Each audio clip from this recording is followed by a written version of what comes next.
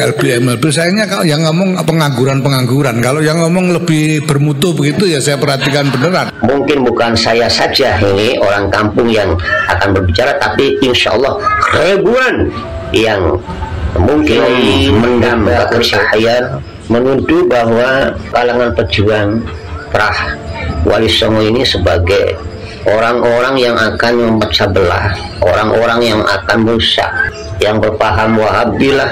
Wajah anak ini ada stempel setannya.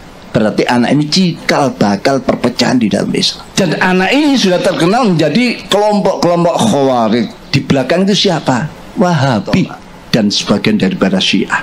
Yang jauh dari nilai-nilai akhlak Rasulullah SAW, bahkan yang mengaku keturunannya mulutnya kotor, caci maki sana sini. Saya mengatakan satu orang Habib yang bodoh lebih mulia daripada 70 kiai orang Jawa. Itu kan ngomong nggak benar itu. Kita tidak usah ikutan orang asal ribut, asal nyinyir.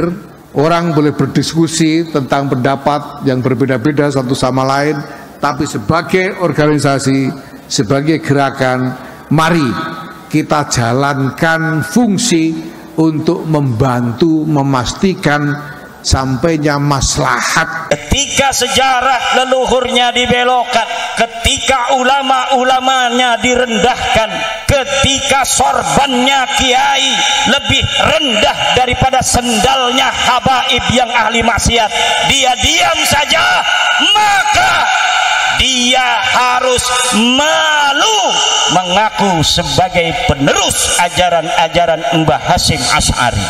Seolah Kiai Haji Miftahul Ahyar itu betul-betul mendapatkan mandat bahwa beliau lah benteng untuk melindungi kaum Ba'alawi.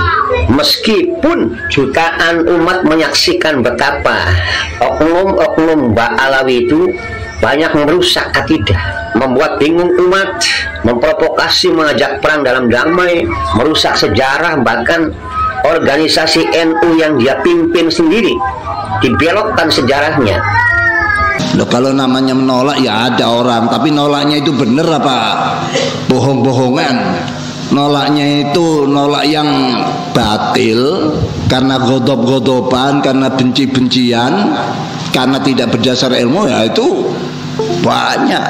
Memang yang suka begini ini biasanya Wahabi. Habib walaupun zina, walaupun minum arak, pasti masuk surga. Walhasil mereka ini menganggap diri mereka super. Kiai-kiai Jawa yang bukan Habib di bawah mereka. Ini bertentangan dengan Quran dan bertentangan dengan Rasulullah sendiri. Inna akramakum indallahi atqakum. Yang mulia di mata Allah adalah yang paling bertakwa.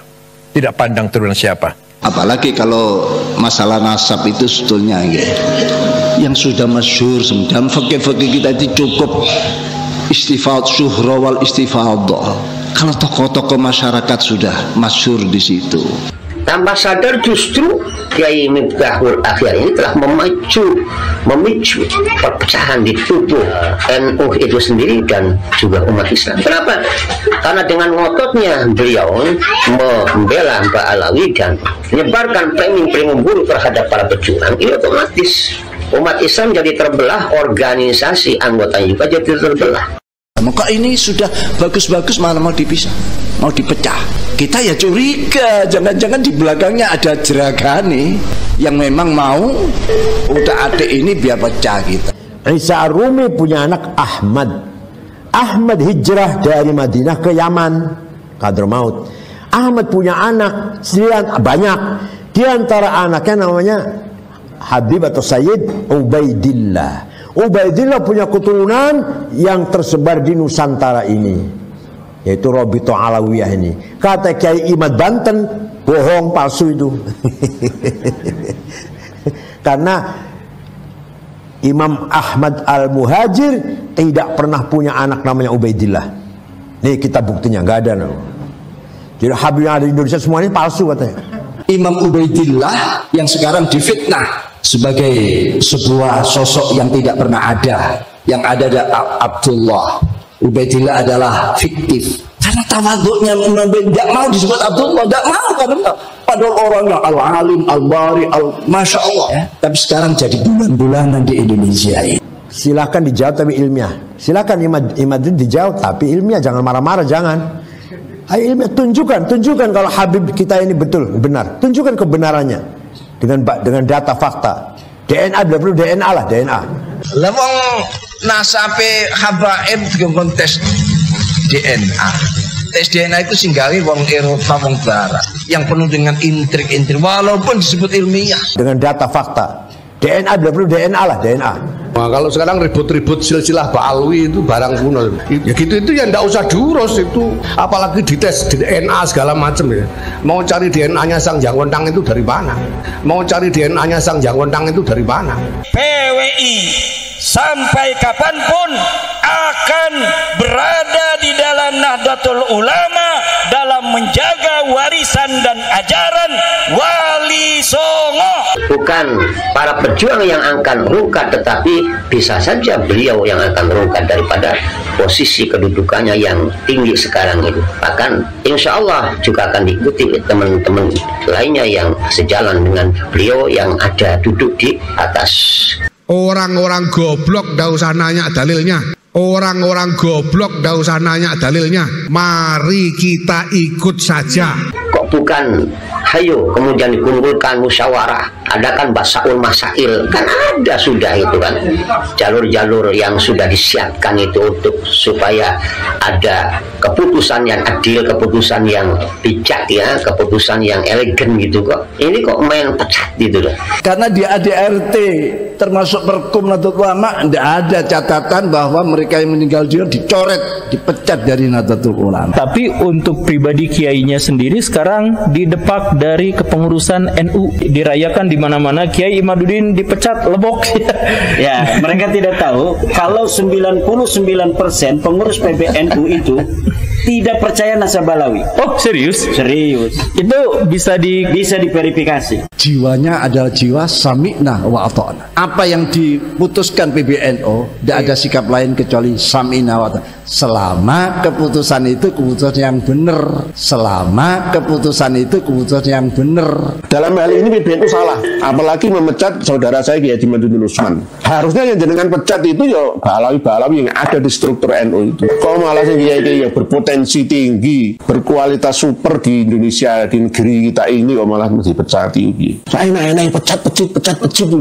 Ini namanya adigang, adigung, adiguna tuh. Takabur itu namanya. Sombong. Duit NU itu aku. Sudah ndak usah ngomong banyak-banyak daripada kualat. Karena kita ini yang penting jangan sampai kualat. Kalau sudah kualat itu apa-apa salah kedaden. Ketika mereka sekarang dengan lantang, dengan belak-belakan menghina NU, menghina kiai-kiai kita, sekarang kita akan terbalik. Sekarang kita belak-belakan membela NU dan membela kiai-kiai NU. Lalu kenapa kita yang disalahkan? Mari kita ikuti saja. Senang tidak senang, setuju tidak setuju. Ketika sudah banyak di mana-mana tokoh-tokoh NU bicara, kiai-kiai NU bicara, mulai dari yang kampung sampai yang kota, mulai yang muda sampai yang tua, bicara semua. Tapi PBNU malah seenaknya betul mengatakan itu adalah penghinaan. Duh, ini kajian. Dan kajian itu berangkat dari analisa beberapa perilaku manusia, perilaku mereka yang dianggap rasa-rasanya perlu dikaji ulang kebenarannya. Tesis itu banyak persamaannya. Bisa juga tesis itu copy paste, bisa juga tesis itu copy paste. Biasanya yang garap gini orang-orang Wahabi. Para ilmuwan juga, mereka itu bisa mengarang, menyusun sebuah karya yang besar. Itu pun juga mendapatkan bahan daripada kajian-kajian yang lain, penelitian yang lain. Apa itu juga dikatakan imam pengarang copy paste? Dan Habaib itu mulia memang ada di Indonesia. Orang kalau sudah dengar Habib itu alim enggak pokoknya Habib. Apalagi jasanya ulama Yaman itu luar biasa kayak itu. Tanpa ulama Yaman kita mungkin tidak mengenal ilmu al-fiqih ya Syafi'i. Itu karena jasa-jasa besar dari para ulama Yaman. Yang bikin titik huruf Arab bukan orang Yaman, orang Persia, namanya Abul Aswad Ad-Du'ali. Siapa namanya? Bukan orang Yaman, bukan orang Yaman. Abul Aswad Ad-Du'ali, orang Persia. Nah, saya ngomong gitu tuh dianggap saya ini belani Habaib. Apalagi ribut-ribut bab nasab, sudah Masya Allah. Mestinya ini sejak dulu dari para muassis, dari Syekh Nawawi Al-Bantani, dari Syekhona Khalil, dari Mbah Hasyim Asy'ari. itu dikelilingi para habaib. Gus Dur buta mata, buta hati. Rizik yang ngomong kayak gitu. Yang bikin buta mata tuh siapa? Gusti Allah. Yang maringi buta Gus Dur siapa? Kok tahu dia bahwa Gus Dur buta hati? Dari mana tahunya Gus Dur buta hati? Waktu Gus Dur di rumah sakit, baru operasi saraf, tiba-tiba Gus Dur ngendikan, mengko aku bakal jadi presiden. Masih Pak Harto ini, kita semua kaget. Tuh Gus Dur tuh.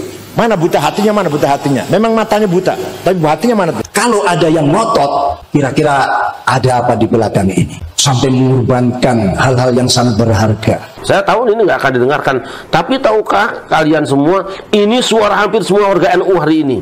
Hampir semua warga NU yang sadar betul melihat orang tuanya dikuyok-kuyok anak-anak kecil, karena memang ada yang kurang bijaksana. Siapa yang bermain itu saya tahu. Kalau saya sih tidak ada masalah, sampean kritik bahkan sampean bully sampean apa, tidak ada masalah. Sampean suruh turun dari oleh Islam, sekarang saya turun. Kalian bukan berarti akan mendapat kemuliaan sebagai seorang alim alama, tetapi apa yang dipemingkan, dinarasikan oleh panjangan-panjangan itu sebagai buah daripada kejahilan dan kejunudan, artinya pamer kebodohannya sendiri. Orang mau